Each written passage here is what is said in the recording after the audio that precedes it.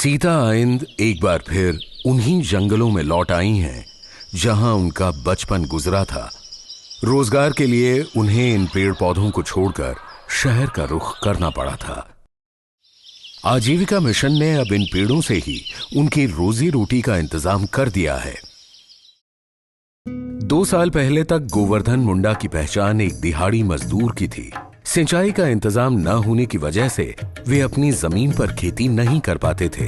जिंदगी शहर में मजदूरी करते ही गुजर जाती अगर Jharkhand state livelihood promotion society JSLPS ने तकनीकी मदद देकर इन्हें फिर से किसान न बनाया होता।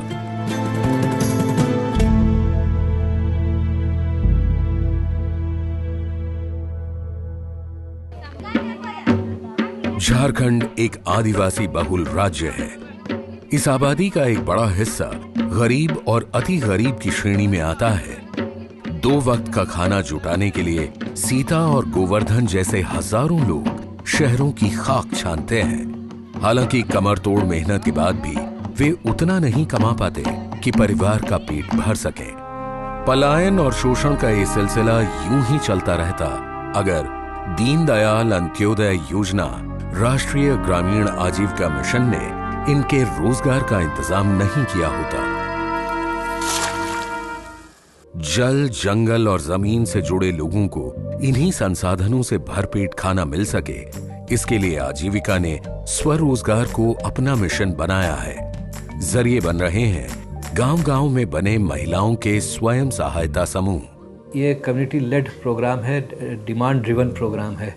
इसमें कोई स्वयं सहायता समूह बनाने का कोई टारगेट इस तरह से नहीं फिक्स नहीं करते हुए इसको सैचुरेशन अप्रोच में अब लोग जा रहे हैं और हर एक जितने भी हमारे गरीब और जो पिछड़े हुए तबके हैं उन सबको इस कार्यक्रम से जोड़ना है।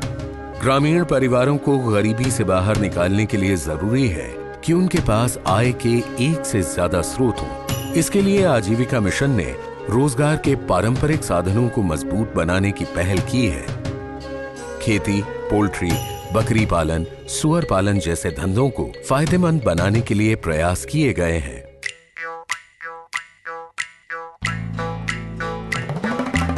आजीविका मिशन और JSLPS की कोशिशों की बदौलत ही गोवर्धन मुंडा मजदूर से किसान बन पाए।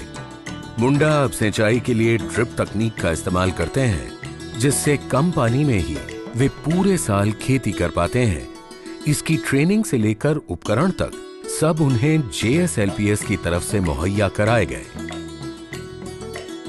फर्स्ट बार में हम लोगों ने टमाटर लगाया था, करीब 1500 kg टमाटर निकला था। करीब 30,000 रुपया का टमाटर हमने बेचा था। गरीब परिवारों को उनके रोजगार में तकनीकी मदद देने के लिए प्रशिक्षित कम्युनिटी कैडर्स भी तैयार किए गए हैं।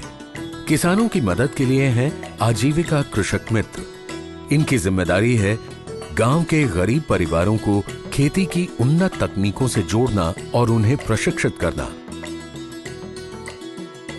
आजकल जैविक से करता है और पहले रासायनिक खाद से करता था। रासायनिक से करता था, वो पैसा बचत हो रहा है। जैविक से अपना घर में खुद को बनाता है।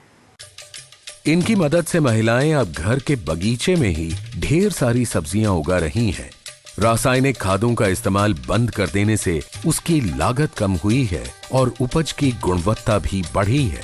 पहले का जो ये खेती था वो रासायनिक खाद से करते थे ना, तो वो थोड़ा मर भी जाता था, उसमें दवा पूरा डालना पड़ता था। इसमें अब जैविक खाद द्वारा करते हैं तो इसमें जो दीदी सब बताई है उसी के अनुसार करते हैं तो उसमें ज़्यादा बढ़ोतरी हुई है। एक किसान का आधार पे 25 रुपया मिलता है महीना में। हम इसको ट्रेनिंग देते हैं 2 बार महीना में। नई तकनीक से झारखंड के आदिवासी इलाकों में धान की पैदावार भी बढ़ी है। SRI विधि में बीजों को पहले नर्सरी में तैयार किया जाता है, फिर उन्हें लाकर खेतों में तय दूरी पर लगाया जाता है।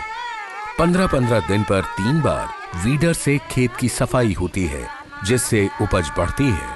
पारंपरिक विधि में 50 से 60 किलो का बिचड़ा करते हैं और श्री विधि रोपाई के लिए 2 किलो का धान में 1 एकड़ के लिए रोपाई हो जाता है। कम पानी में 1 से 2 इंच का पानी में खेत में रोपाई हो जाता है और कम धान में इसमें ज़्यादा उपज मिल जाता है। खेती के साथ साथ गरीब आदिवासी मुर्गियां और बतख पालने का काम भी करते रहे हैं। समूह के जरिए इन आदतों को अब रोजगार की शक्ल दी जा रही है। पोल्ट्री के अलावा पिगरी यानी सुअर पालने का काम भी बड़े पैमाने पर हो रहा है। समूह से कर्ज लेकर शुरू किए गए इस व्यवसाय ने ही नामकुम की प्रफुल्लित एक्का और उसके परिवार को गरीबी की दलदल से निकाला। पहले खेती और मजदूरी करके भी इन्हें 2 वक्त का खाना नसीब नहीं होता था। पहले तो बहुत परेशानी होता था। हस्बैंड भी बेरोजगार तो नहीं थे, लेकिन मजदूरी में कभी कभी मजदूरी मिलता था तो वो काम पे जाते थे, जिसके कारण कभी कभी भूखे ही रहना पड़ता था। और बच्चे भी हैं, 3 बच्चे, उन लोग को परवरिश ठीक प्रकार से नहीं हो पाती थी। इसी तरह बकरी पालन ने गेतल सूद की रलुआ देवी की माली हालत सुधार दी है। इसे रोजगार का एक ठोस जरिया बनाने में प्रशिक्षित पशु सखियां काफी मददगार साबित हो रही हैं। पशु सखियां मामूली फीस लेकर बकरियों का इलाज करती हैं। इनके चलते बीमारी से बकरियों का मरना कम हुआ है और लोगों का मुनाफा बढ़ा है।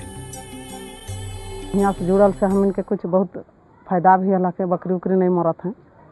यहाँ दीदी मन के हकाविला खन पशु दीदी जे सिखला है से दीदी मन के बोलाविला और सुई दवाई करवाविला। हम लोग चार्ज लेते हैं 10 रुपया, और जो दवा का रहता है, जो रेट रहता है, उसको हम लोग 1 ml में हम लोग 20 रुपया लेते हैं।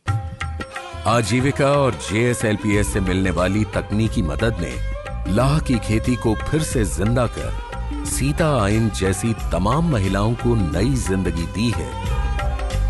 नए किसानों को लाह के कीड़े मुफ्त मुहैया कराए जाते हैं। विशेषज्ञों की टीम महिला किसानों को तकनीकी जानकारी भी देती रहती है।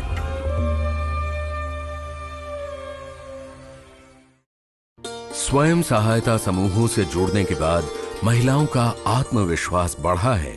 वे अब परंपरागत काम धंधों से हटकर नए क्षेत्रों में भी हाथ आजमाना चाहती हैं। आजीविका मिशन की तरफ से इन उद्यमी महिलाओं को हर मुमकिन मदद दी जाती है। समूह और स्वरोजगार के दम पर खड़ा विकास का ये मॉडल अब अपना असर दिखाने लगा है। बढ़ती आबादी, फैलते शहर और सिमटते संसाधन ग्रामीण संस्कृति पर खतरा बनकर मंडराने लगे थे। गांवों के वजूद को बचाने के लिए जरूरी था कि लोगों को उनके माहौल में ही जीने के साधन मुहैया कराए जाएं। आजीविका मिशन और Jharkhand state livelihood promotion society ने इस काम को बखूबी अंजाम दिया है।